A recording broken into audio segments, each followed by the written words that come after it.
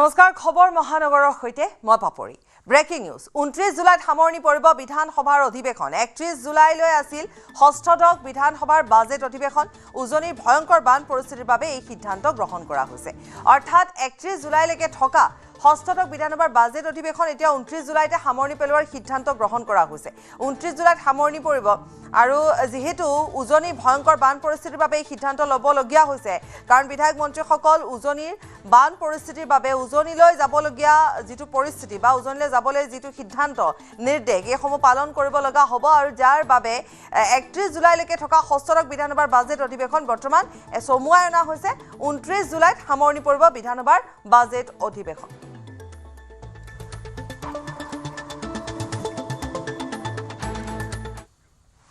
আনটা breaking news Guwahati বিলাসী এপাৰ্টমেণ্টত দুৰ্বৃত্তৰ তাণ্ডৱ দুটাকৈ ফ্লেটত অস্ত্ৰধাৰী দুৰ্বৃত্তৰ দলে চলালে লুটপাট কালা পাহাৰৰ মহামায়া কমপ্লেক্সত চতুৰ্থ মহলাত চুৰি ভৈৰৱ তোলাৰ দুটা ফ্লেটত কেইবা লাখ টকাৰ সোণ লুট গৰম বন্ধত ফুৰিবলৈ গৈছিল শংকৰ পাল জয়দীপ দাসৰ পৰিয়াল দুটা ফ'ৰ্থ ফ্ল'ৰৰ সমীপৰ আন দুটা ফ্লেট লক কৰি দুৰ্বৃত্তই লুটপাট চলায় মুখত মাস্ক লগাই অট্টালিকাত সোমাইছিল ডকাইতৰ দলটো ঘটনাস্থলীত উপস্থিত ফটাশিল আমবাৰী আৰক্ষী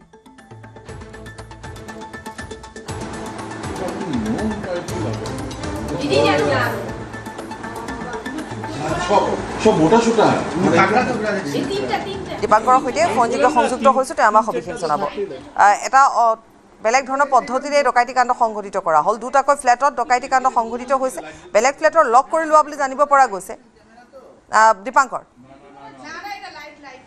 পাপৰি আৰক্ষী সন্দেহ কৰিছে গোটেই গেংটো বাহিৰৰ পৰা অহা অৰ্থাৎ বহিৰাজ্যৰ পৰা আহি গেংটোৱে গুৱাহাটীত বাহৰ পাতিছে আৰু পাতি এনেধৰণে তেওঁলোকে অট্টালিকাসমূহক টাৰ্গেট কৰে আৱাসীসকল বাসগৃহত নাথাকিলে তেওঁলোকে নিৰ্ভীকভাৱে সোমাই যায় এটা তেওঁলোকৰ ব্লু প্ৰিণ্ট বা গোটেই তথ্যখিনি এই মুহূৰ্তত ফটাশিল আৰক্ষীয়ে লাভ কৰিছে ঠিকেই কিন্তু যি দুটা গৰাকী বা যি দুটা ফ্লেটত এই লুটপাটৰ ঘটনা সংঘটিত হৈছে দুয়োটা ফ্লেটৰ গৰাকী এই মুহূৰ্তত বাহিৰত আছে তেওঁলোকে দাৰ্জিলিঙলৈ ফুৰিবলৈ গৈছিল গৰমৰ বন্ধ তেওঁলোকৰ সপৰিয়ালে ওলাই যোৱা দুটা পৰিয়ালৰ ঘৰতেই এই ধৰণৰ লুটপাটৰ ঘটনা আৰু দুয়োটা পৰিয়ালেই ফোনযোগে আৰক্ষীক জনাইছে যে বৃহৎ পৰিমাণৰ সোণৰ অলংকাৰ মজুত আছিলে ফ্লেট দুটাত সমীপতে আন দুটা ফ্লেট আছিল সেই ফ্লেট দুটা বাহিৰৰ পৰা তলা বন্ধ কৰি নিৰ্ভীকভাৱে যোৱা নিশা এই চুৰিকাণ্ডটো সংঘটিত হোৱা বুলি মুহূৰ্তত আৰক্ষীয়ে সন্দেহ প্ৰকাশ কৰিছে পুৱাতেই আজি ফটাশিল আমবাৰী আৰক্ষী গৈ এই মহামায়া এনক্লেভত গৈ তেওঁলোকে অভিযান চলাইছে চিচিটিভি ভিজুৱেলছ তেওঁলোকে সংগ্ৰহ কৰিছে আৰু চিচিটিভি ভিজুৱেলছত আৰক্ষীয়ে এই গোটেই গতিবিধি তেওঁলোকৰ মুখত মাস্ক পৰিধান কৰা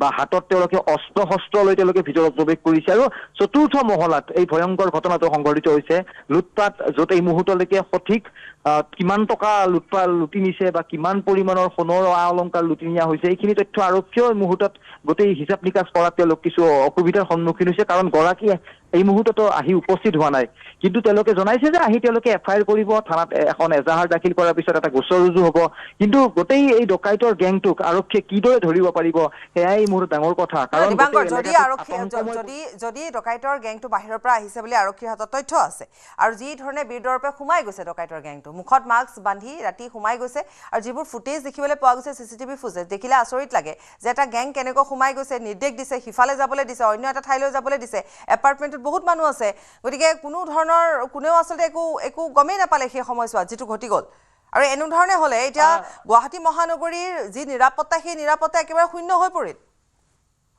স্বাভাৱিকতে পৰিচালক যে নিৰ্ভীকভাৱে এই ধৰণৰ লুটপাটৰ ঘটনাবোৰ সংঘটিত হৈ আছে আৰু গোটেই আমাৰ যিখিনি সন্দেহ বা আমি নিজে আজি ঘটনাস্থলীলৈ গৈছিলো কিন্তু আমাক ভিতৰত প্ৰৱেশ কৰিবলৈ দিয়া হোৱা নাছিল সেয়া স্বাভাৱিকতে তদন্তৰ খাতিৰত এই কথাখিনি কথা হ'ব পাৰে কিন্তু আৱাসীৰ সকলৰ মাজত আতংকময় পৰিৱেশ তাত যি নিৰাপত্তাৰক্ষী নিয়োগ হৈ আছে তেওঁলোকে গোটেই বিষয়টোত আমাৰ পৰা কিছু আঁতৰি তেওঁলোকে ফালৰি কাটিছে গতিকে আমিও সন্দেহ কৰিছো যে যোৱা নিশা সেই এপাৰ্টমেণ্টটোত সিকিউৰিটি গাৰ্ড নাছিল কোনো নিৰাপত্তাৰক্ষী নাছিল গতিকে আৰক্ষীয়ে সেই এংগুলত যদি গোটেই তদন্ত প্ৰক্ৰিয়াটো আৰম্ভ কৰে তেতিয়াহ'লে নিশ্চয় তাত কিছু ইনভলভমেণ্ট পোৱা যাব কাৰণ চৌদিশে প্ৰকাণ্ড দেৱাল সেই দেৱাল পাৰ হৈ ভিতৰত ডকাইতৰ দল প্ৰৱেশ কৰাটো স্বাভাৱিক কথা নহয় ডকাইতৰ দলে এটা এপাৰ্টমেণ্টত ফ্লেটত মানুহ নাই ইমানখিনি তথ্য ক'ৰ পৰা পাব কোনোবাই তাৰ পৰা দিব লাগিব নিশ্চয় তথ্য সম্পূৰ্ণ হাতত ডকাইতৰ হাতত আছে সেই তথ্য ভিত্তিকে তেওঁলোকে নিশা অভিযান চলাইছিলে আৰু চিচিটিভি ভিজুৱেলছখিনি যিহেতু আৰক্ষীয়ে লাভ কৰিছে আৰক্ষীয়ে জোৰদাৰ তেওঁলোকে তদন্তৰ প্ৰক্ৰিয়া আৰম্ভ কৰিছে আৰু ফটাশিল আমবাৰী আৰক্ষীৰ বাবে ডাঙৰ চেলেঞ্জ হ'ব কাৰণ অতি ব্যস্ত অঞ্চল লতুমা বা লালগণেশ সংযোগী যি মূল পথ সমীপতে বৰ্ষাপাৰা ষ্টেডিয়ামখন আছে গতিকে সেই ঠাইটুকুৰাতে অতি ব্যস্ত এখন পথৰ সমীপত থকা ডাঙৰ এটা অট্টালিকাৰ চতুৰ্থ মহলাত সোমাই গৈ দুটাকৈ এপাৰ্টমেণ্টত লুটপাট আৰু সমীপৰ দুটাকৈ আৱাসী এলেকাক লক কৰি থৈ দিয়া নিচিনা ঘটনা। গতিকে প্ৰফেচনেল গোটেই কাৰবাৰটো আৰু আৰক্ষীয়ে গোটেই গেংটোক কিদৰে ধৰিব পাৰে নিশ্চয় লক্ষণীয় হ'ব। ধন্যবাদ। নদীত গা ধুবলৈ গৈ নিখোজ দুই কিশোৰৰ সন্ধানত SDRFে অভিযান চলাই আছে। এতিয়াও কিন্তু উদ্ধাৰ হোৱা নাই নদীত উটি যোৱা দুই কিশোৰ। মঙলদৈত এই শোকাবহ ঘটনা সংঘটিত হৈছে। নদীত সঞ্জীৱ আৰু ঋত্বিক নামৰ দুই কিশোৰ উটি গৈছে। দুই কিশোৰে গা ধুবলৈ গৈছিলে আৰু সেই সময়ছোৱাতে এই ঘটনাটো সংঘটিত হৈছে। নিৰুদ্দেশ হৈ আছে। SDRFে অভিযান চলাই আছে। স্থানীয় ৰাইজেও পানীত নামি অভিযান চলাবলৈ চেষ্টা কৰিছে, কিন্তু এতিয়ালৈকে কোনো সন্ধান লাভ কৰিব পৰা নাই। প্ৰদীপ মণ্ডল আৰু আনজন ল'ৰাৰ দেউতাকৰ নাম ৰাজীৱ মণ্ডল, ৰাজু মণ্ডল। তাৰপিছত তেওঁলোকৰ ল'ৰা দুজনে তাৰমানে দুপৰীয়া গা ধুব আহিছে নদীত। সদায় আহে সিহঁতে, দুজনে মেট্ৰিক দিব এইবাৰ। তাৰপিছত সিহঁতক মই প্ৰায় লগ পাওঁৱেই আৰু ইয়াতে গা ধুবলৈ আহে। মই কেইবাদিনো সিহঁতক মানা কৰিছোঁ, ঘাটটো ভাল নহয়, এনেকৈ গা ধুব নাহিবা দুপৰীয়া টাইমত। সিহঁতে সদায় আহে, কথা চথা নুশুনে, সিহঁত সদায় আহি ইয়াতে মানে ঘাটত মানে নামি গৈছে। নামি যোৱাৰ পিছত মানে সিহঁতে পানী কম কাৰণে সিহঁতে ধেমালি কৰি আছে, আজি পানী বহুত কম এই বুলি। তাৰপিছত ওচৰৰ মানুহজনীয়ে মানে মানা কৰিছে, তোমালোক উঠি আহা, থিততে বহুত দ, ঘাটটোৰ মানে চিৰিটোৰ কাষতে বহুত দ। তাৰপিছত সিহঁতে সাঁতুৰি আছে। তাৰপিছত লাষ্টত সিহঁত গুচি গৈছে, তল পৰি গৈছে। তাৰপিছত ওচৰৰ মানুহজনীয়ে মোক গৈ পেলাই কৈছে, জ্যোৎস্না বাইদেউ তাড়াতাড়ি আহকচোন, সিহঁত দুটা গুচি গ'ল পানীত, আপুনি দৌৰি আহক। মই ৰচি বিচাৰি মই দৌৰি আহিছোঁ, সিহঁত নাই।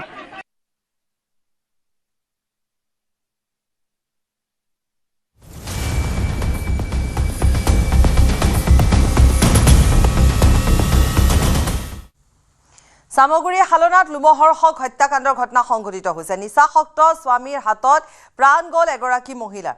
হালনাৰ 11 নং লাইনত সংঘটিত হৈছে এই ঘটনা। স্বামীৰ আক্ৰমণত থিতাতে নিহত হৈছে পত্নী সুনীতা নাহক। হত্যাত অভিযুক্ত স্বামীৰ নাম শিৱপ্ৰসাদ কোঁৱৰ। হালনা আৰক্ষীয়ে ইতিমধ্যে শিৱপ্ৰসাদক কৰায়ত্ব কৰিছে। পাৰিবাৰিক কন্দলৰ বাবে হত্যা কৰা সন্দেহ প্ৰকাশ কৰিছে স্থানীয় ৰাইজে। অভিযুক্ত শিৱপ্ৰসাদ কোঁৱৰক আৰক্ষীয়ে মাৰাথন জেৰা চলাইছে। শিৱপ্ৰসাদক আৰক্ষীয়ে ইতিমধ্যে গ্ৰেপ্তাৰ কৰিছে, থানালৈ লৈ গৈছে। তাৰে কিছু ভিজুৱেলছ দেখুৱাইছোঁ। হালনাত এই লোমহৰ্ষক হত্যাকাণ্ড সংঘটিত হৈছে।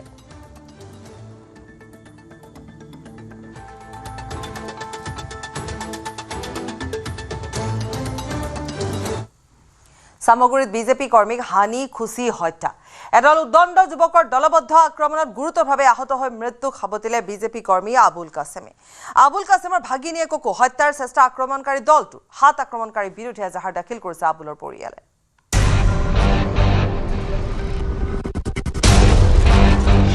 সামগুৰিত বিজেপি কৰ্মীক হানি খুচি হত্যা। দলবদ্ধ আক্ৰমণত আহত আবুল কাছেমৰ মৃত্যু। শুকুৰবাৰে সন্ধিয়া এদল উদণ্ড যুৱকৰ দলবদ্ধ আক্ৰমণত গুৰুতৰভাৱে আহত হৈছিল আবুল কাছেম। ঘৰৰ কাষৰে 7জন যুৱকে আবুল কাছেমৰ ওপৰত চলোৱা প্ৰাণঘাতী আক্ৰমণ দেখিছিল ভাগিনীয়েকে। পথাৰত নি পেলাই মাৰি আছে। মই স্কুটিৰ লাইটটো দি পেলাই মানে চাই আছো, কাক লগৰ এটাক সুধিলো মানে কাক মাৰিছে, সি কয় একো কোৱা নাই। মই তাক সুধিলো মামাৰ বাইক পৰি আছে, মই কলো যে মামাৰ বাইক পৰি আছে, মামাক মাৰি আছো নেকি? সি কৈ আছে তোৰ মামাক মাৰি আছো। তাৰপিছত মই কলো কিয় মাৰি আছো? কৈ আছে তোৰ মামাক ডাইৰেক্ট মাৰি দিম, একদম চোকা অৱস্থা দি মানে মাৰি পেলাই দিম। চিনি পাইছো এইকেইটা মানে। মামাৰ বাইকখন পৰি আছে, তহঁতে ইয়াত কাক কোবাই আছ? কৈছে তোৰ মামাক কাটি আছো। তাই এইখিনি কওঁতে তাৰ মূৰতে এটা কোব দিলে লাকতি দি। দিয়াৰ পিছত এই যিটো কাছেম আলী সি কৈ আছে ই দেখি গ'ল, ই সাক্ষী হৈ যাব, ইয়াক মাৰি পেলাই আছো। 7টা মানুহে মাৰিছে। চোকা অস্ত্ৰৰে আবুল কাছেমক হানি থকা দেখাৰ বাবেই ভাগিনীয়েককো হত্যাৰ চেষ্টা চলাইছিল ঘাতকৰ দলটোৱে। কিন্তু কোনোমতে প্ৰাণ ৰক্ষা কৰি পলাবলৈ সক্ষম হৈছিল আবুল কাছেমৰ ভাগিনীয়ে। সি যেতিয়া ক'লে যে মামাক মাৰি আছ কিয়, তাতে ইয়াক এক কোব মাৰিলে। মাৰি পেলাই সৰু কাছেমে ক'লে ই দেখি গ'ল, ই সাক্ষী হৈ যাব, গতিকে ইয়াকো মাৰি পেলা। তাই ইয়াকো মানে চেজ বেপাৰী পিতেক বাবুলে ৰান্ধা হৈ দুই গাপ মাৰিছে, এটা লগাব নোৱাৰিলে। ৱাল পাৰ হৈ আমাৰ মামাৰ ঘৰত সি গুচি গ'ল, ই বাচিলে।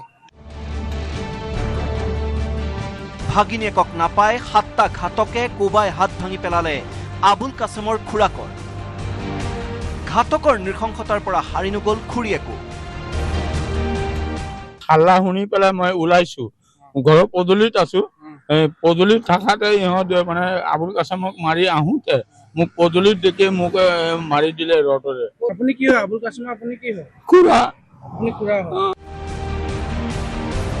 শুকুৰবাৰে সন্ধিয়া 7 বজাত আবুল কাছেমৰ ওপৰত প্ৰাণঘাতী আক্ৰমণ চলি থাকোঁতেই ভুক্তভোগী পৰিয়ালে চিনাক্ত কৰিছিল ঘৰৰ কাষৰে 7 আক্ৰমণকাৰী সেই 7টা ঘাতক ক্ৰমে কামাল উদ্দিন আবুল কাছিম বাবুল হুছেইন বাবুল ইদ্ৰিছ আলী সমেদ আলী আৰু ইয়াছিন আলীৰ বিৰুদ্ধে ইতিমধ্যে সামগুৰি থানাত এজাহাৰ দাখিল কৰিছে ভুক্তভোগী পৰিয়ালে এজাহাৰ আমি দিছো আমি নগাঁও জিলা কমিটি মাজত আমি উচিত বিচাৰটো বিচাৰি আছো সন্দেহটো কি কৰে কিহৰ বাবে মাৰিছে উচিত তদন্ত কৰি যিকেইটা আসামী এইকেইটাক ধৰিলে আপোনালোকক সোধপোছ কৰিলে অৰিজিনেল কথাটো ওলাই যাব কিন্তু তাৰ পাছতো সামগ্ৰী আৰক্ষীয়ে এতিয়ালৈকে সন্ধান পোৱা নাই পলাতক ঘাতকৰ ঘৰত তলা ওলমাই 7 অভিযুক্তৰ লগতে পলাই আছে পৰিয়ালৰ লোকো যিকেইটা মাৰিছো সেইকেইটা গাঁৱৰে মানুহ চিনি পাওঁ গোটেইকেইটা মানুহক আমি চিনি পাওঁ আৰু মানুহকেইটা এটা মানুহ ঘৰত নাই চবকেইটা পলাইছে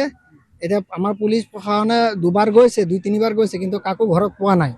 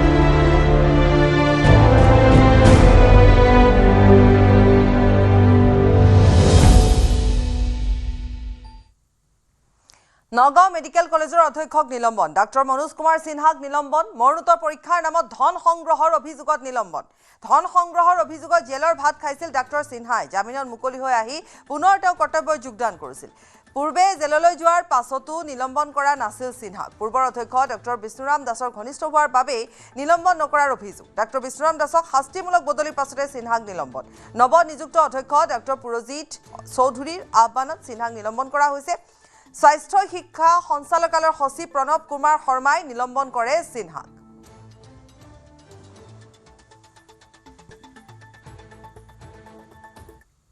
বান সাহায্য প্ৰদানত খেলিমেলিৰ অভিযোগত গাঁও প্ৰধানক বৰখাস্ত শিৱসাগৰ জিলা প্ৰশাসনে বৰখাস্ত কৰিলে গাঁও প্ৰধান ফিৰোজ ইয়েইনিক সাময়িকভাৱে বৰখাস্ত কৰা হৈছে বান সাহায্য আৰু উদ্ধাৰ অভিযানত গাফিলতিৰ অভিযোগ মন্ত্ৰী বিমল বৰাৰ ওচৰত গাঁও প্ৰধানৰ বিৰুদ্ধে দিছিল অভিযোগ দেওবাৰে নিশা পৰ্যালোচনা বৈঠকত মিলিত হৈছিল অভিভাৱক মন্ত্ৰীগৰাকী পুনৰ এবাৰ এইখিনিতে উল্লেখ কৰিছো যে মান সাহায্য প্ৰদানত খেলিমেলিৰ অভিযোগত গাঁও প্ৰধানক বৰখাস্ত শিৱসাগৰ জিলা প্ৰশাসনে বৰখাস্ত কৰিলে গাঁও প্ৰধান ফিৰোজ ইয়েইনক সাময়িকভাৱে বৰখাস্ত কৰা হৈছে বান সাহায্য আৰু উদ্ধাৰ অভিযানত গাফিলতিৰ অভিযোগ মন্ত্ৰী বিমল বৰাৰ ওচৰত গাঁও প্ৰধানৰ বিৰুদ্ধে দিছিল অভিযোগ দেওবাৰে নিশা পৰ্যালোচনা বৈঠকত মিলিত হৈছিল অভিভাৱক মন্ত্ৰীগৰাকী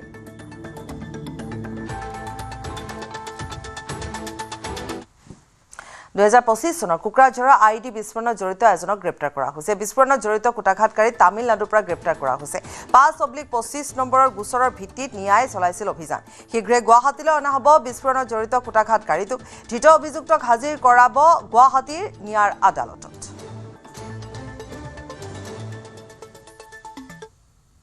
আৰক্ষীৰ চকুৰ পৰা হাত হাৰিবলৈ ড্ৰাগছ মাফিয়াৰ নতুন কৌশল মহিলাই সমগ্ৰ দেহতে লুকুৱাই সৰবৰাহ কৰিছিল নগাঁৱৰ বৰঘাটত বৃহৎ পৰিমাণৰ ড্ৰাগছ সহ গ্ৰেপ্তাৰ কৰা হৈছে সৰবৰাহকাৰীক কুখ্যাত ড্ৰাগছ মাফিয়াৰ ৰাহুল ইছলাম সহ পত্নী ৰুনুমা আৰিয়াক গ্ৰেপ্তাৰ কৰিছে আৰক্ষীয়ে ৰাহুল ইছলামৰ পত্নী ৰুনুমা আৰিয়াই সমগ্ৰ দেহতে লুকুৱাই আনিছিল ড্ৰাগছখিনি আৰক্ষীয়ে জব্দ কৰিছে 5টা চাবোনৰ বাকচত অনা 58 গ্ৰাম হেৰইন লগতে নগাঁও আৰক্ষীয়ে জব্দ কৰিছে ড্ৰাগছ সৰবৰাহত জড়িত এখন বলেৰো বাহনখনৰ চালক প্ৰশান্ত দাসকো গ্ৰেপ্তাৰ কৰা হৈছে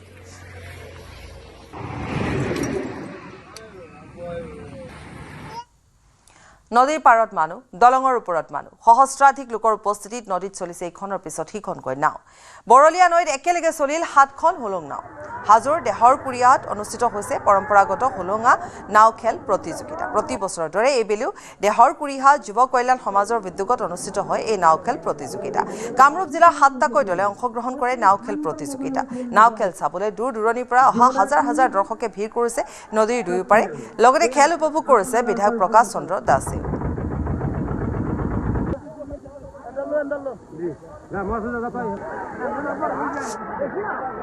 দেহৰকুৰিয়া যুৱ কল্যাণ সমাজৰ যুৱ বিকাশ সমাজৰ উদ্যোগত এই নাও খেল পুনৰ প্ৰাণ পাই উঠিছে প্ৰাণ প্ৰতিষ্ঠা কৰিছে যি সময়ত শংকৰদেৱৰ যুগৰ পৰাই নাও খেল প্ৰতিষ্ঠা হৈছিল আমাৰ এই দেহৰকুৰিয়া আধিয়াৰ পৰা পৰম্পৰাগতভাৱে এই আধিয়াৰ পৰা দেহৰকুৰিয়াই ধৰি ৰাখিছে ইয়াৰ লগত বৰ্ণি সনিয়াদি ধৰক আদাবাৰী আমাৰ ওচৰৰ এই গোটেইবিলাক নাও খেল আমি এই সময়ত অনুষ্ঠিত কৰোঁ বাৰিষাৰ আৰু এই নাও খেলত এক প্ৰকাৰ এক উৎসৱমুখৰ পৰিৱেশৰ সৃষ্টি হয় ডেকা গাভৰুসকলে আহি আমাৰ এই নাও খেলত উপস্থিত হয় আজিৰ এই নাও খেলত আমাৰ যুৱ প্ৰজন্মৰ আদৰৰ বিধায়ক হাজো শুৱালকুছি সমষ্টিৰ বিধায়ক প্ৰকাশ চন্দ্ৰ দাসদেৱৰ উপস্থিতিয়ে আকৌ আমাক উৎফুল্লিত কৰিছে যাতে ভৱিষ্যতলৈ এই নাও খেলৰ যি পৰম্পৰাগত খেল আমি অসমৰ পৰা বাহিৰলৈ উলিয়াই আনি বিশ্বৰ দৰবাৰত প্ৰতিষ্ঠা কৰিব পাৰোঁ আমি যুৱ সমাজৰ তাকে আমাৰ লক্ষ্য উদ্দেশ্য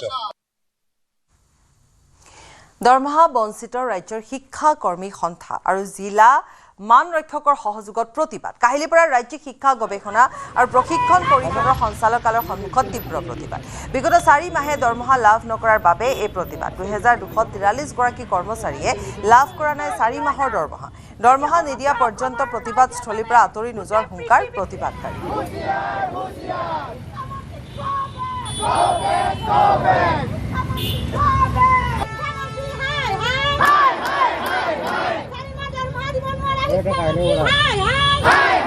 জিন্দাবাদ 2243 গৰাকী কৰ্মী আছো ডিকুএম আৰু ইভিসকল মিলি সমগ্ৰ অসমত তেওঁলোকে যোৱা 4 মাহৰ পৰা দৰমহা দিয়া নাই আৰু আচৰিত কথা কামৰূপ মহানগৰ জিলাৰ 186 গৰাকী শিক্ষাকৰ্মীৰ 12,900 টকা তেওঁলোকে আত্মসাৎ কৰিছে 2025ত মাৰ্চ মাহৰ দৰমহা আছিলে তেওঁলোকে দিম বুলি কোৱাৰ পিছত তেওঁলোকে নিদিয়া হ'ল আজিলৈকে তেওঁলোকে স্পষ্ট নকৰে যে আমি দিম নিদিম কিন্তু সিদিনা কৈ দিছে আমি এই টকাখিনি দিব নোৱাৰিম আৰু ইয়াত 3-4 গৰাকী বিষয়া জড়িত হৈ আছে এইটো তদন্ত হ'ব লাগে আৰু তেওঁলোকৰ দৰমহাৰ পৰা কাটি হ'লেও আমাক এই মাৰ্চ মাহৰ দৰমহাটো মোকলাই দিব লাগে 4 মাহৰ দৰমহা দিম বুলি কৈ আজি গধূলি হ'ব পিছদিনা ৰাতিপুৱা হ'ব 22 তাৰিখত হ'ব 23 তাৰিখত হ'ব এনেকৈ তেওঁলোকে 22 দিন ঘূৰালে এতিয়া তেওঁলোকে কৈছে যে কেতিয়া দৰমহা হ'ব আমি ক'ব নোৱাৰিম গতিকে আপোনালোকে যেনেকৈ উলিয়াই ল'ব লাগে আপোনালোকে উলিয়াই লওক সেইকাৰণে আমি ইয়াত আহিছোঁ যেতিয়ালৈকে তেওঁলোকে দৰমহাৰ স্পষ্ট লেটাৰ নিদিয়ে তেতিয়ালৈকে ইয়াৰ পৰা যোৱা নাই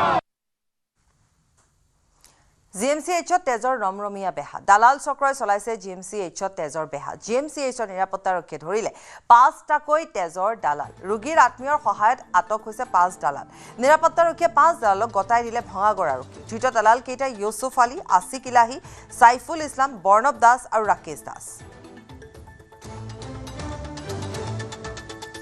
দীপাংকৰ দাসৰ সৈতে ফোনযোগে সংযুক্ত হ'ম আৰু তেওঁ আমাক এই সন্দৰ্ভত আৰু অধিক জনাব দীপাংকৰ এই যি ধৰণৰ দালাল চক্ৰ আৰু পূৰ্বতেও এনেকুৱা ধৰণৰ খবৰ আছিলে জিএমচিএইচত তেজৰ যি বেহা চলে এয়া নতুন কথা নহয় কিন্তু মাজতে এই গোটেই কথাবোৰ যেতিয়া বাতৰি সম্প্ৰচাৰ হৈছিলে কিছুদিনৰ বাবে গাপ পৰিছিল আকৌ এই কথাবোৰ পোহৰলৈ আহিছে অৰ্থাৎ এই যিটো ব্যৱসায় তেওঁলোকে চলাই গৈছে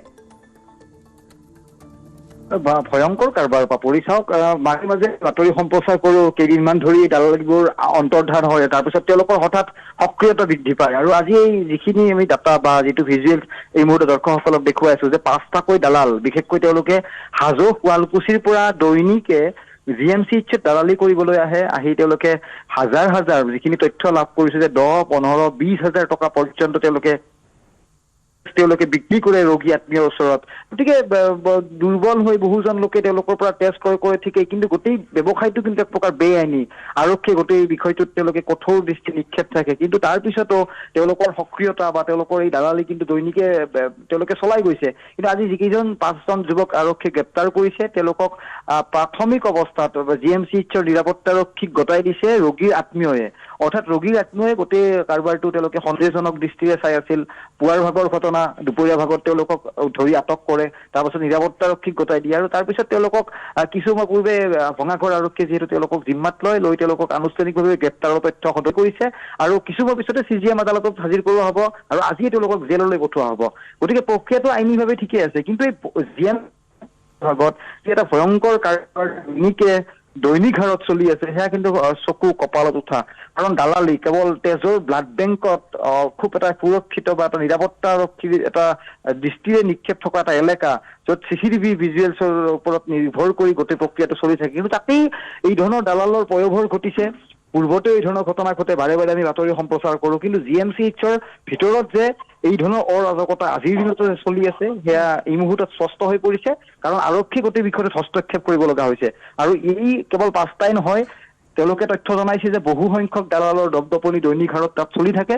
গতিকে আৰক্ষীয়ে কিছু কঠোৰ হ'ব, অভিযান চলাব আৰু হয়তো আৰু গ্ৰেপ্তাৰৰ সংখ্যা বৃদ্ধি পোৱাৰ কিন্তু পূৰ্ণ সম্ভাৱনা আছে। দীপাংকৰ ধন্যবাদ জনাইছোঁ। আৰু এটা ভাষ্য আছে, আমি শুনাই ল'ম।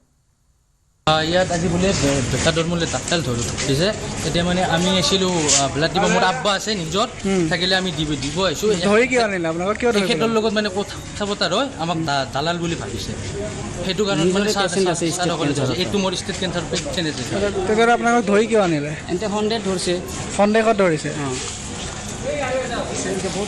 কি নাম আপোনাৰ? কি নাম? কিকু। আপোনাৰ চাইদুল ইছলাম। আৰু কি নাম দাদা আপোনাৰ? কি নাম? ৰাকেশ কি? ৰাকেশ দাস। সঁচাকৈ দালালি কৰাটো হয় নেকি? কি নাম? দেউতাকৰ মানে খুৰা হয় মোৰ, মানে কেমন লাগে। মহানগৰত পুৱাই পৌৰ নিগমৰ বিৰুদ্ধে গৰজি উঠিল একাংশ। কাহিলীপাৰাৰ পৰা দক্ষিণ গাঁৱলৈ যোৱা পথত পৌৰ নিগমৰ বিৰুদ্ধে প্ৰতিবাদ সাব্যস্ত কৰিলে স্থানীয় ৰাইজে। দক্ষিণ গাঁৱলৈ যোৱাৰ পথত পৌৰ নিগমৰ একাংশ ঠিকাদাৰে জাবৰ পেলোৱাৰ অভিযোগ স্থানীয় ৰাইজৰ। অঞ্চলটো জাবৰ পেলোৱাৰ ফলত সৃষ্টি হৈছে পুতিগন্ধময় পৰিস্থিতি। ডাম্পিং গ্ৰাউণ্ডলৈ পৰ্যবেক্ষিত হোৱা ঠাইখন শীঘ্ৰে পৰিষ্কাৰ কৰাৰ বাবে দাবী জনাই প্ৰতিবাদ সাব্যস্ত কৰে স্থানীয় ৰাইজে। উল্লেখযোগ্য যে অঞ্চলটোত স্বচ্ছতাৰ ছাইনবোৰ্ড লগাইছে পৌৰ নিগমে, কিন্তু ছাইনবোৰ্ড লগোৱা ঠাইতে একাংশ পৌৰ নিগমে আকৌ তাত জাবৰ পেলাইছে। পৌৰ নিগমৰ এই দুমুখীয়া নীতিৰ বিৰুদ্ধে সোমবাৰে পুৱাই স্থানীয় ৰাইজে প্ৰতিবাদ সাব্যস্ত কৰিছে।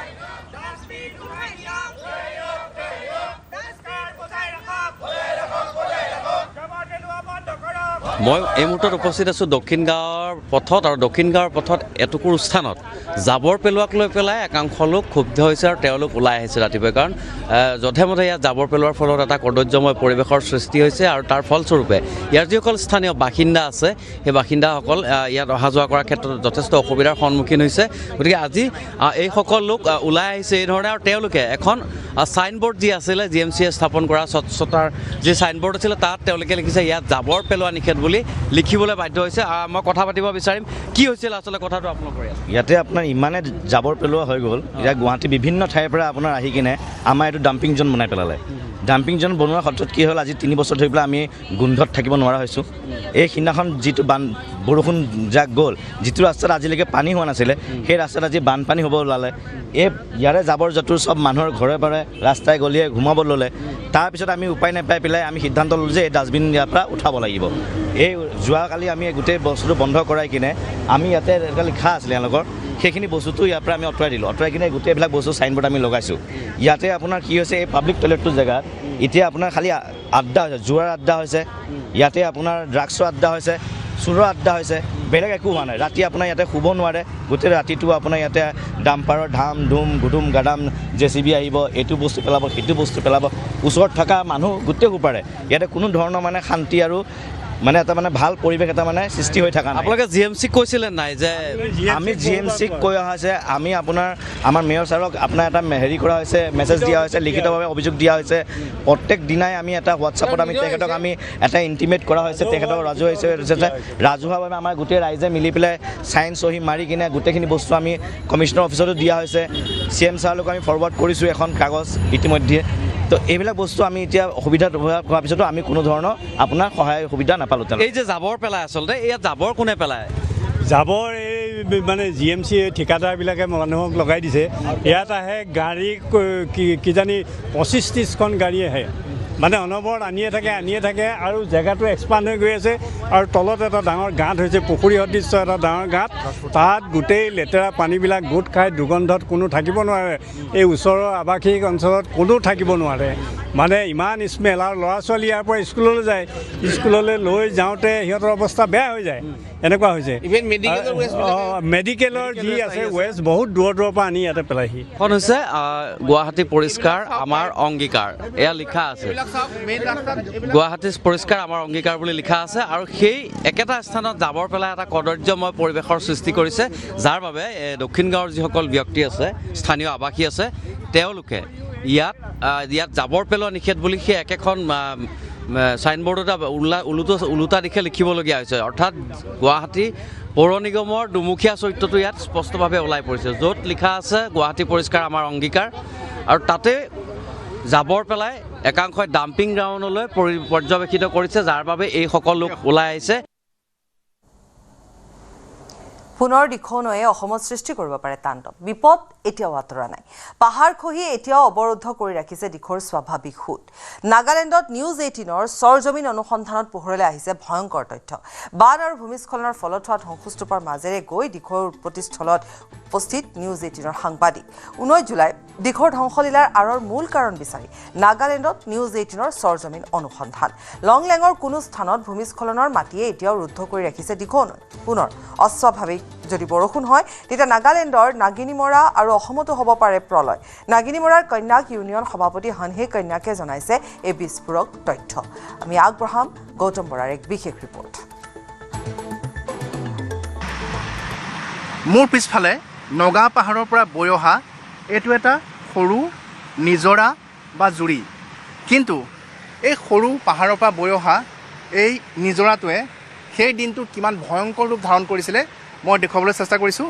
যে এনেধৰণে এই নিজৰাটোৱে পাহাৰৰ ওপৰত ভূমিস্খলন হোৱাত ইমান বিশাল পৰিমাণৰ এখন নদী সদৃশ ৰূপ ধাৰণ কৰি এনেদৰে ব্যাপক পৰিমাণৰ কাঠ, বাঁহ, শিল ইত্যাদি উটুৱাই লৈ আনিছিলে। আৰু তাৰ ফলত কোনো স্থানত এই বিধ্বংসী ৰূপ ধাৰণ কৰা এই নিজৰাসমূহ আবদ্ধ হৈ পৰিছিলে। আৰু যেতিয়া সেই আবদ্ধ হৈ পৰা পানী বেছিকৈ ইয়াতে জমা হৈ যায় আৰু যেতিয়া সেই আবদ্ধ হৈ কৰি তোলা জাবৰসমূহৰ সৈতে সেই পানী যেতিয়া পুনৰ বাগৰি গৈ দিখৌত পৰেগৈ, তেতিয়া দিখৌ নদীয়ে বিধ্বংসী ৰূপ ধাৰণ কৰে বুলি আমাক জানিবলৈ দিছে স্থানীয় লোকসকলে। আৰু তেওঁলোকে জানিবলৈ দিছে যে ইয়াতে এনেধৰণৰ নিজৰা বহু আছে। আমাৰ সৈতে আছে নাগিনীমৰা কন্যা ইউনিয়নৰ সভাপতি। মই তেখেতৰ পৰা পোনপটীয়াকৈ জানিব বিচাৰিম যে দাদা, এনেকুৱা যে নিজৰা নলা আছে পাহাৰৰ পৰা বৈ অহা, এইটো কিমান আছে য'ত দিখৌত পৰিছেগৈ? এইটো এতিয়া গন্তি কৰিব নোৱাৰে, ইমান বেছি আছে। এনে 500-600 নালা হৈ যাব। এনেকুৱা সৰু সৰু নালা? হয়, বহুত আছে। হয়। আৰু এই নালাবিলাকে কেনেকুৱা হৈছিলে 19 তাৰিখে যে বাৰিছ যে পূৰা দিছিলে, কি হৈছিলে তেতিয়া? এইটো নালা এতিয়া ইমান সৰু নালা, টিখু সমান ডাঙৰ হ'লে। কেলে টিখু সমান কেনেকুৱা ডাঙৰ হৈছে আমি খান চাইছে যদি এইটো পূৰা মাটি কিৰি কাঠ পাথৰ চব জাম হৈ পূৰা ষ্টক হৈছে। আৰু একেবাৰ এইটো খুলি কিনে আহিছে, আহাটো পূৰা আমাৰ খৰ চৰ এইটো নাগিনীমৰা বহুত ডেমেজ কৰিছে, বহুত খৰ লৈ যাইছে। একটা সৰু নালা নদী টিখু নদী সমানকৈ ডাঙৰ হৈ যাইছে। এনেকুৱা আহি পেলাই এইটো খৰ চৰটো চব ভাঙাই লৈ যোৱা আছে। আৰু মানুহে কৈ আছে এইটো দিখৌ নদীতে কিবা নদী বান্ধ আছে নেকি, ডেম আছে নেকি ভিতৰৰ ফালে? ডেম চেম একো নাই। ইটোহে আমি এনেকুৱা কেতিয়াও হোৱা নাই নদী এনেকুৱা ডাঙৰ কেতিয়াও হোৱা নাই আমি বি এইটো আচৰিত লাগি আছে একেবাৰ এইটো দিনটো এনেকুৱা ডাঙৰ হৈ যাইছে আমি ইয়াত দিখু নদীতে থকা দলং 0 পইণ্ট দলং এইটো তাক লৈ যাইছে সেইটো লৈ গৈছে হয় এইটো 0 পইণ্টে থকা এইটো দলং একটা থাকিছে এইটো তাক লৈ যাইছে এনেকুৱা ডাঙৰটো কেতিয়াও নহয় এনেকুৱা ডাঙৰটো ইটো পাৰ হৈছে আৰু এইটো ডাঙৰ হোৱা আমি চাৱা হিচাপে নালা সৰু নালা একটা আহি ইমান নদী সমানকৈ ডাঙৰ হৈ যায় যদি দিখুটো কেনেকুৱা ডাঙৰ নহ'ব হ'বই আৰু হ'ব আৰু পানী গিৰিলে আৰু হ'বলৈ চান্স আছে কিলে পুৰা জাম হৈ কিনে আছে নালাটো পুৰা ব্লক হৈ কিনে আছে মাটি গিৰি এইটো আৰু পানী গিৰি এইটো খুলি আহে যদি আৰু এইটো কালি বৰষুণ হোৱা সমান আৰু হৈ যাব মানে আকৌ বম ফুটিব পাৰে আৰু ফুটিবলৈ চান্স আছে কিলে পুৰা জাম হৈ কিনে আছে নালা পহিলা থকা নিচিনা নালা নাই পহিলা বহুত তলত বেৰাই থাকিছে এতিয়া পুৰা জাম হৈ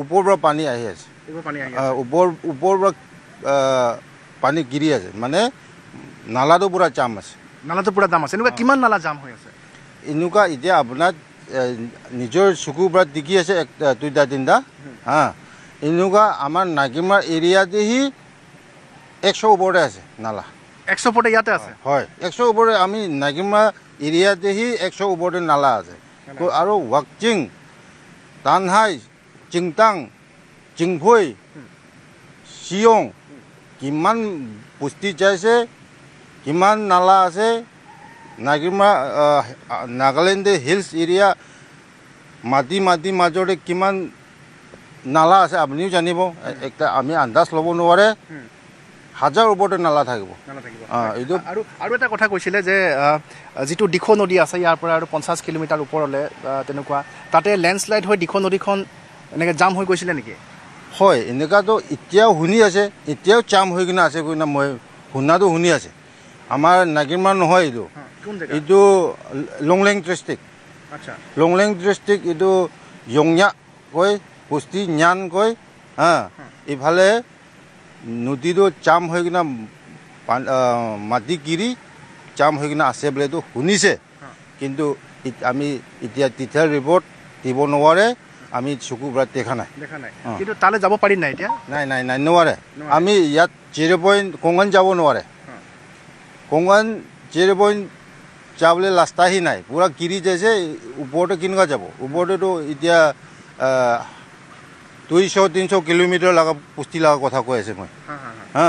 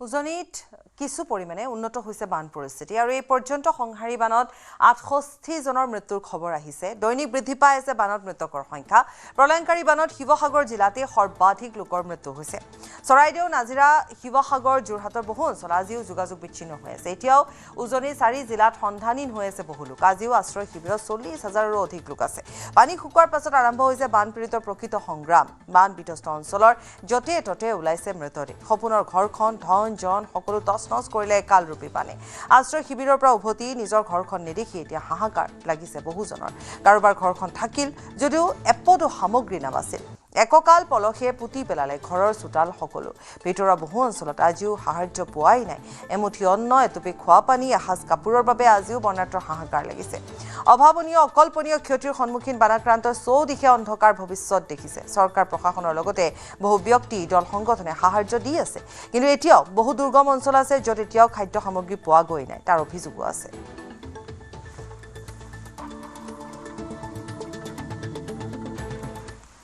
বানৰ সময়ত ৰাইজৰ কাষত নথকাৰ বাবে সমালোচনাৰ সন্মুখীন হৈছিল যোৰহাটৰ বিধায়ক হিতেন্দ্ৰনাথ গোস্বামী বিদেশ ভ্ৰমণৰ বাবে বান পীড়িতৰ কাষত থাকিব নোৱাৰিলে হিতেন্দ্ৰনাথ গোস্বামী অৱশেষত বিদেশৰ পৰা ঘূৰি আহি সমালোচনাৰ প্ৰতিক্ৰিয়া প্ৰকাশ কৰিছে তেওঁ ইপিনে উজনিৰ মহাপ্ৰলয়ক ৰাষ্ট্ৰীয় দুৰ্যোগ ঘোষণা কৰিবলৈ দাবী কৰিছে বিধায়ক অখিল গগৈ যোৰহাট সমষ্টিত সেই ঘটনাটো হোৱা নাছিল কিন্তু কাষৰ যিবিলাক সমষ্টি আছিল বিশেষকৈ শিৱসাগৰ জিলাৰ যিখিনি সমষ্টি অত্যন্ত দুখ লগা যোৰহাটত এইটোৱে কথা যে প্ৰত্যেকটো আমি তাত কাৰো একো মৃত্যু হোৱা নাই সেইটো এটা বৰ ডাঙৰ আমাৰ কাৰণে সৌভাগ্য নহ'লেতো বৰ ডাঙৰ কথা হ'লহেঁতেন এনেকুৱা এটা ডাঙৰ ঘটনা হোৱা বুলি ভবা নাছিলোঁ পিছদিনা চবৰ পৰা গম পালোঁ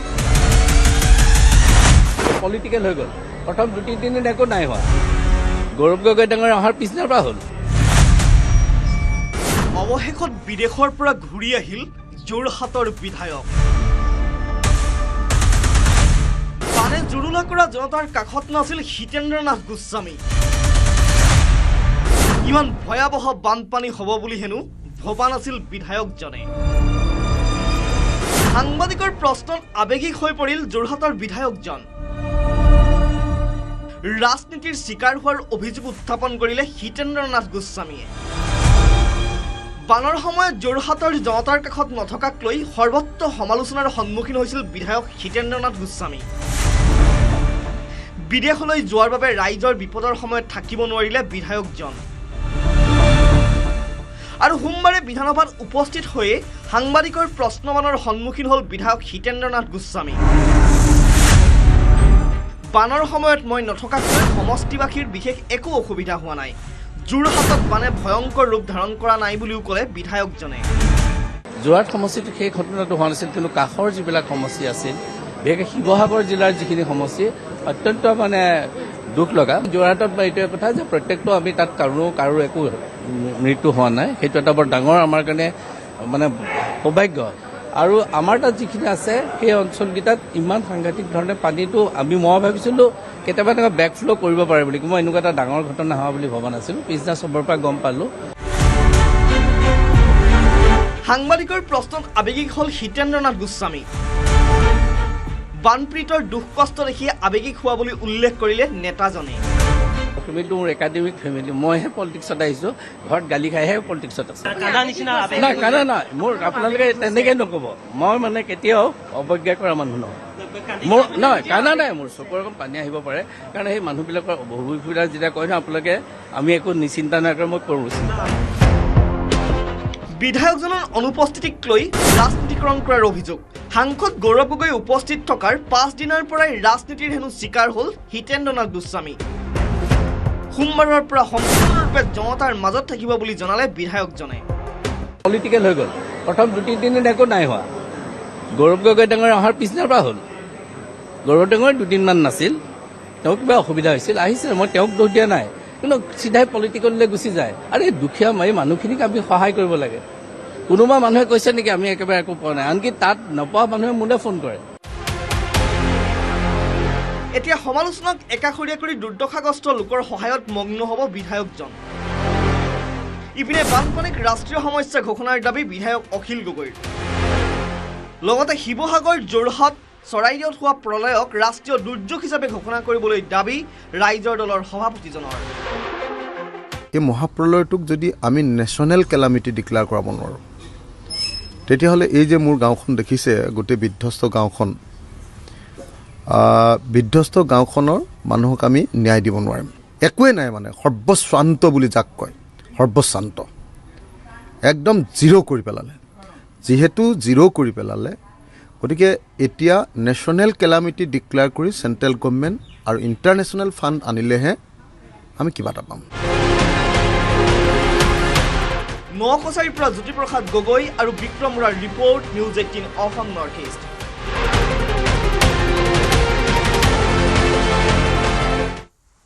বিধ্বংসী বানে থান বান কৰি পেলালে হাজাৰ হাজাৰ পৰিয়ালক। তিয়ক ৰাজচক্ৰৰ অধীনৰ কুমাৰভেটি, কাৱৈমাৰী আদি গাঁৱত বানৰ পিছত কোনো কোনো পৰিয়ালৰ ঘৰ ওলাইছে যদিও বহু পৰিয়ালৰ ঘৰ এতিয়াও পানীৰ তলতে আছে। পানী শুকোৱা ঘৰসমূহ ভৰি আছে পলসেৰে। এপদ এপদকৈ গঢ়া ঘৰৰ প্ৰতিবিধ সামগ্ৰীয়ে বানত বিনষ্ট হ'ল। চকুৰে বাট নেদেখা অৱস্থা এতিয়া বৰ্ণাঢ্য।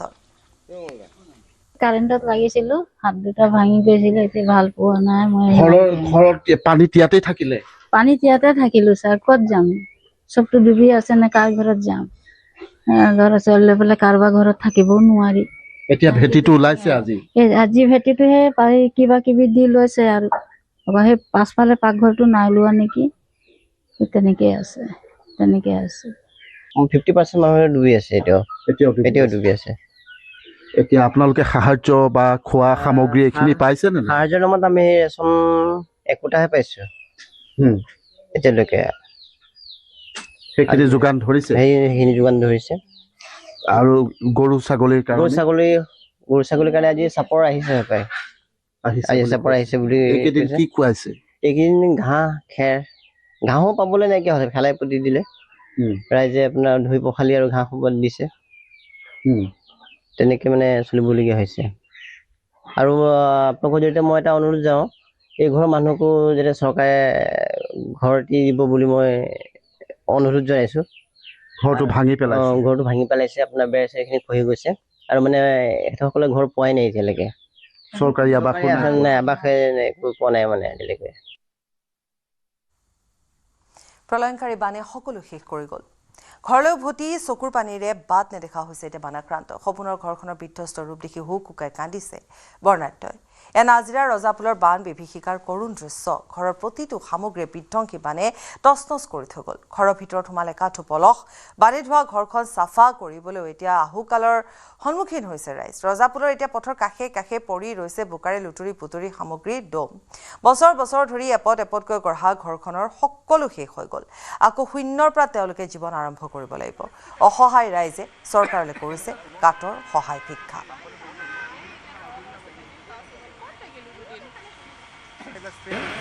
খুব সম্ভৱ 6টাৰ পৰা 6:30 নেকি, মানে চিকিমিকি বেলিকা আৰু একদম আমি ইয়াতে আছিলোঁ।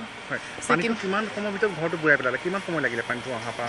আধা ঘণ্টা 45 মিনিটৰ ভিতৰত আমাৰ একদম শেষ কৰি দিলে নেকি।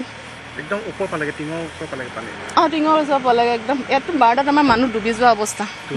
ডুবি গ'লো মানে তেতিয়ালৈকে। ঘৰৰ ভিতৰত মোৰ পুৰা চকু চেলাউৰি লৈকে পানী। মোৰ মানে কেইদিন থাকিব লগা হ'ল আপুনি? 2 দিন চতৰ ওপৰত থাকিলোঁ। পানী কমা দিনাখনি শিৱসাগৰ গ'লোগৈ। পানীৰ কাৰণে একো নাই যে, ছোৱালী আছে মোৰ, তালৈ গ'লো। একো সম্পত্তি নাই, না ধান ভঁৰাল গাড়ী, অকল ডকুমেণ্টছ আৰু মানুহকেইটা বাচিছোঁ আৰু একো নাই আৰু মানে একো নাই, একদম শূন্য হৈ গৈছোঁ মানে। ওচৰত যিমানখিনি পৰিয়াল আছে চবৰে অৱস্থা। কিছুমানৰ ঘৰ ভাঙি গ'লগৈ, মানে কেঁচা ঘৰ ভাঙি গৈছে আৰু ইমানেই জীৱ জন্তু অনিষ্ট হ'ল, একো বুজাব নোৱাৰোঁ আৰু মানে।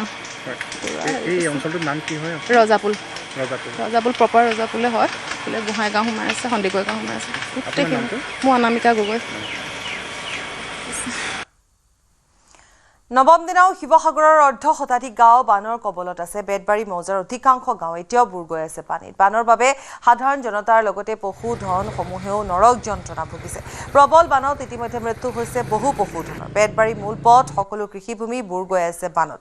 2 নং কোঁৱৰ গাঁও, কাকুতিবাৰী, 2 নং দগাঁও, গন্ধিয়া, নপাম গাঁও, লুথুৰিচেতিয়া, দুবৰী গাঁও, তামুলী পুখুৰী এতিয়াও পানীৰ তলত আছে। বান শুকোৱা নাই বেতনী পাম, মেলামৰা, নিমাইজানকে ধৰি বেতবাৰী মৌজাৰ আন বহু অঞ্চল। শিৱসাগৰ বেতবাৰী মৌজা দৰিকা নদীৰ বাঢ়নী পানীত প্লাবিত হৈ থকা তথা বানত ডুবি থকা আজি 8মটো দিন। এই 8 নম্বৰ দিনটোতো শিৱসাগৰ বেতবাৰী মৌজাৰ তামুলী পুখুৰী অঞ্চল, 2 নং দগাঁও, 2 নং কোঁৱৰ গাঁও, গন্ধিয়া নপাম গাঁও, গন্ধিয়া নপাম কোঁৱৰ গাঁও, নিমাইজানকে ধৰি বৃহত্তৰ এলেকা বৰ্তমানেও সম্পূৰ্ণৰূপে পানীত ডুবি আছে। ঘৰ বাৰী ডুবি আছে। মই এটা এইটো আছিলে এটা ৰাইচ মিল আছিলে, লগতে থকাৰ ব্যৱস্থা আছিলে। এই ৰাইচ মিলটো দেখিছে এতিয়াও সম্পূৰ্ণ ইয়াত পানী প্লাবিত কৰি ৰাখিছে। সেইদৰে মই দেখুৱাইছোঁ, এইটো এটা উপস্বাস্থ্য কেন্দ্ৰ আছিলে ইয়াত। এইটো হৈছে তামুলী পুখুৰী উপস্বাস্থ্য কেন্দ্ৰ। মই যি স্থানত আছোঁ সেয়া হৈছে তামুলী পুখুৰী, আৰু এই তামুলী পুখুৰী উপস্বাস্থ্য কেন্দ্ৰটো এনেধৰণে ডুবি আছে। তাৰ কাষত এখন তামুলী পুখুৰী প্ৰাথমিক বিদ্যালয়, সেইখনো মই দেখুৱাইছোঁ পানীত ডুবি আছে আৰু এই সময়ছোৱাত এইসকল ইয়াৰ বাসিন্দাসকলে কি ধৰণে কটাইছে আৰু তেওঁলোকৰ কেনেধৰণৰ ক্ষয় ক্ষতি হৈছে মই সেই বিষয়ে জানিব বিচাৰিম। এইটো এতিয়া মই যিটো আছোঁ এইটো হৈছে শিৱসাগৰ চেঙেলিবাৰী বালিবাট সংযোগী মূল পথ আৰু পথটোতো এতিয়া একাঠু পৰ্যন্ত পানী। আজি 8 নম্বৰ দিনতো বাইদেউ কেনেকুৱা ধৰণৰ কি ক্ষতি হৈছে পানীটো? হয় মানে ক্ষতিৰ বিষয়ে কিনো কম, আমাৰ এতিয়া একোৱে নাই বুলি ক'ব পাৰি। সকলোখিনি আমাৰ মানে উটুৱাই লৈ গৈছে। মানে খাবৰ কাৰণে আমাৰ যি ধান আমি সংৰক্ষণ কৰি ৰাখিছিলোঁ সেই ধানখিনিও আজি 8 দিন হ'ল বানপানী হৈ আজি পৰ্যন্ত ধানখিনি পানীৰ তলতে আছে। গতিকে আমাৰ ভৱিষ্যতৰ কাৰণে আমি সম্পূৰ্ণকৈ অন্ধকাৰত ডুবি গৈছোঁ। কাৰণ আমাৰ ইনকম চ'ৰ্চ বুলি ক'লে আমি মহিলা হিচাপে হাঁহ কুকুৰা এনেকুৱা পুহি পেলাই আমি জীৱন নিৰ্বাহ কৰি আছিলোঁ। এতিয়া আমাৰ কি হৈছে, সকলো হাঁহ কুকুৰা ছাগলী হাঁহ উটি গৈছে, কুকুৰা সকলো বানত ডুবি মৰি গৈছে। মানে আমাৰ ক'বলৈ গ'লে একোৱে নাই।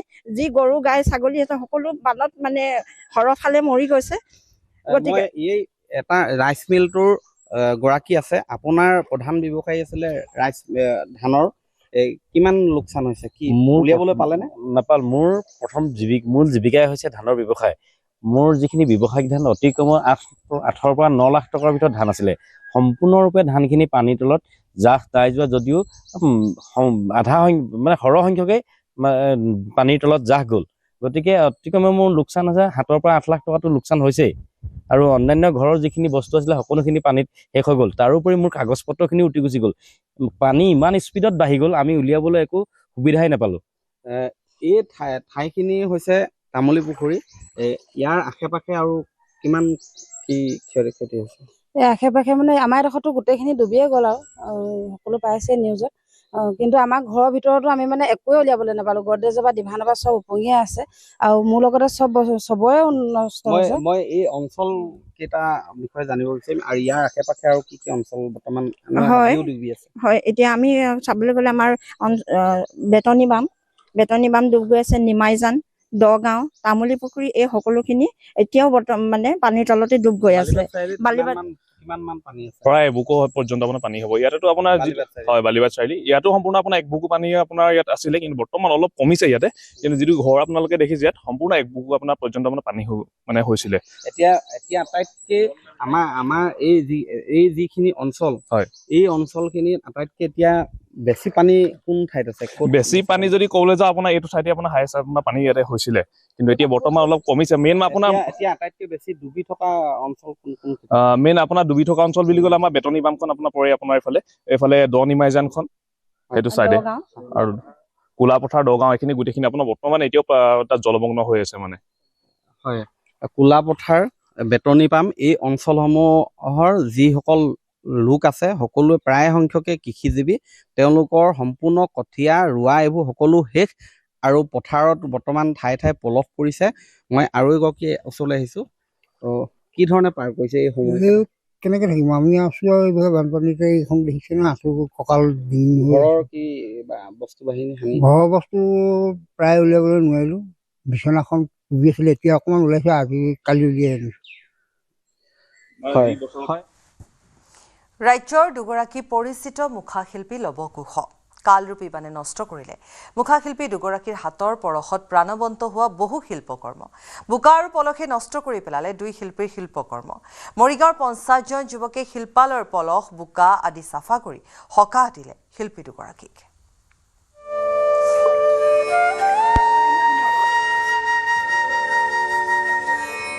নিশ্চিন্ত মনে কাম কৰি আছিলোঁ, কিন্তু তেনেতে শুই থাকোঁতে ৰাতিপুৱা ঠিক 8:30মান বজাত আমাৰ মঠাই ভাগিলে বুলি আমি কোৱা শুনিলোঁ। কিন্তু আমাৰ ল'ৰা ঢপত আমি কামখিনি বেছিকৈ চিজিল কৰিবলৈকে নাপালোঁ। সেইখিনি সামৰি থাকোঁতে মোৰ পাৰ হৈ যাওঁতে মোৰ কিমান এবুকু হৈছে, মোৰ ল'ৰা কাণত লৈ মাইকী মানুহৰ পিছে পিছে আমি পাৰ হৈ গৈছোঁ। নিউজ 18ত সবিস্তাৰে প্ৰচাৰ হোৱাৰ পাছতেই মৰিগাঁৱৰ 50গৰাকী যুৱক আজি উপস্থিত হৈছে লৱ কুশৰ ঘৰত। এগৰাকী অসমৰ সকলোৰে পৰিচিত লাবুমণি আমছেঙৰ নেতৃত্বত 50জন মৰিগাঁৱৰ যুৱকে আহি এই লৱ কুশৰ এই যি শিল্পালয়, এই শিল্পালয়ত তেওঁলোকে শ্ৰমদান কৰি আজি সেৱা কৰিছে।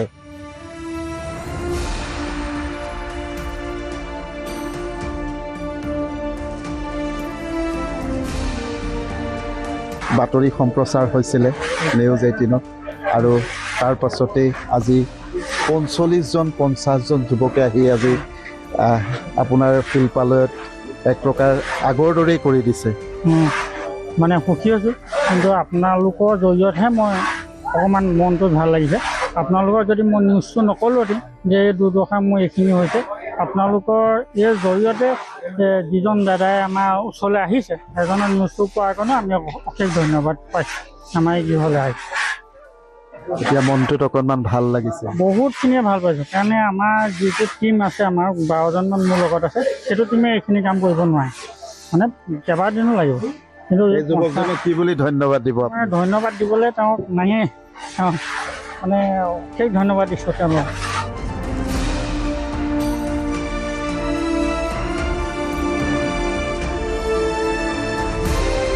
দেখিছোঁ বিভিন্নজনে বিভিন্ন ধৰণে সহায়ৰ হাতখন আগবঢ়াই দিছে এইকেইটা দিনত। আপোনাৰো চিন্তাটো অলপ সুকীয়া, শ্ৰমেৰে সেৱা কৰিছে, ভাল লগা এটা পৰিৱেশ। চবৰে ইচ্ছা যায়, চবৰে দুখ লাগে, দুখীয়াজনৰ দুখ লাগে, সদায় দিন হাজিৰা কৰা মানুহজনৰ দুখ লাগে যেতিয়া বেলেগ মোৰে জিলাখনৰ মোৰে ৰাজ্যখনৰ কোনোবা এটা জেগাত ডুবি আছে বুলি ক'লে। তো সেই দুখ তেওঁলোকেও অনুভৱ কৰিলে, তেওঁলোকেও ভাবিছিলে মোবাইলটোত স্ক্ৰল কৰি যে আমিও কিবাকে সহায় কৰিব পৰাহেঁতেন। তো ময়ো এটাই কথা ভাবিছিলোঁ যে আমি চবে দি আছোঁ খোৱা সামগ্ৰী, দালি এক পোৱাকৈ দিলেও 5জন মানুহে 5 পোৱা দালি হ'ব, 5 পোৱা দালি আমি খাব নোৱাৰোঁ এটা দিনত। কিন্তু সন্মুখত সেই দালিখিনি লৈ যেতিয়া মোৰ সন্মুখত থকা মোৰ সম্পত্তিখিনি ডুবি আছে, বোকাত লুতুৰি পুতুৰি আছে, উপঙি থকা দেখিম, তেতিয়া তাতকৈ আৰু দুখ লগা মনোকষ্ট আৰু বিষয় নহয়। মানে কয় নহয়, খাবলৈ মন নোযোৱা এটা পৰিৱেশ, সেয়া হয়তো এই দাদাজনে অনুভৱ কৰিব পাৰিব। ইয়াত আপুনি যে ভৰি দি আছে, ইয়াত পিছল পৰা পৰিৱেশ আছিলে, এতিয়া আমি ইয়াত ধুনীয়াকৈ বহি এসাঁজ খাব পৰা পৰিৱেশ বা বহি আৰাম বিশ্ৰাম কৰিব পৰা পৰিৱেশ, সেইটোৱে। আপোনাৰ ঘৰ মৰিগাঁৱত? মৰিগাঁও। কালিৰ পৰা আছে? কালিৰ পৰা আছে। কাম কৰি আছে? কাম কৰি আছে।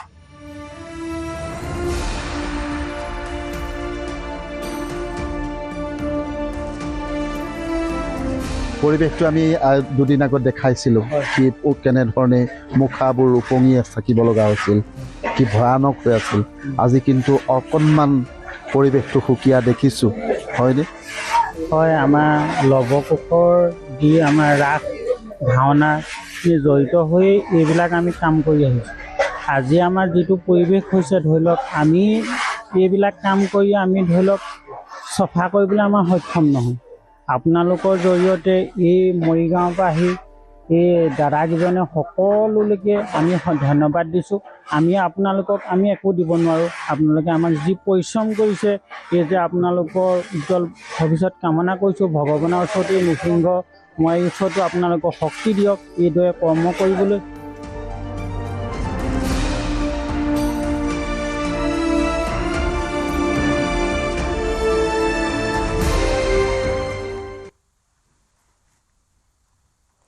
প্ৰশ্নকাকত ফাদিলৰ বিৰুদ্ধে কেন্দ্ৰীয় চৰকাৰৰ কঠোৰ আইন। লোকসভাত উত্থাপন হ'ল প্ৰশ্নকাকত ফাদিল প্ৰতিৰোধী বিধেয়ক।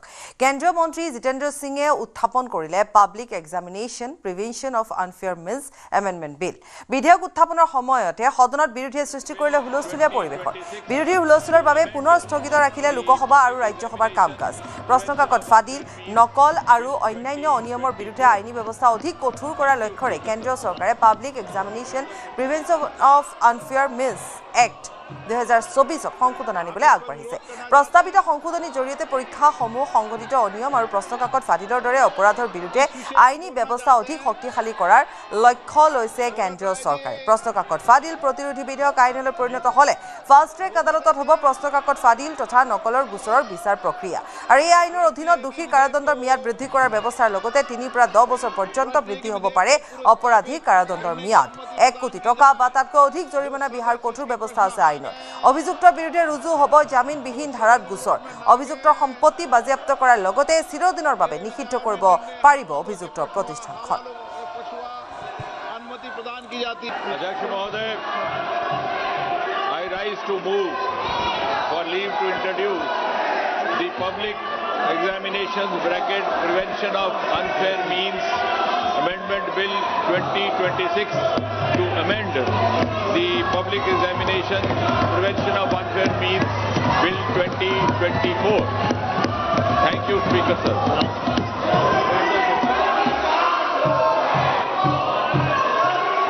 आप इस पर विरोध करना चाहते हैं? इस विषय पर बोलना चाहते हैं? सोगत राय जी बोलना चाहते हैं? प्रश्न ये कि विधेयक को पुरस्तापित करने की अनुमति प्रदान की जाए। जो सदस्य इसके पक्ष में हाँ गए, जो सदस्य विरोध में ना गए, मेरे विचार में निर्णय हाँ वालों के पक्ष में अनुमति प्रदान की जाती है। माननीय मंत्री जी अब विधेयक पूरा ইয়াৰে সৈতে বাতৰি পাবি দিয়া লৈছো। নমস্কাৰ।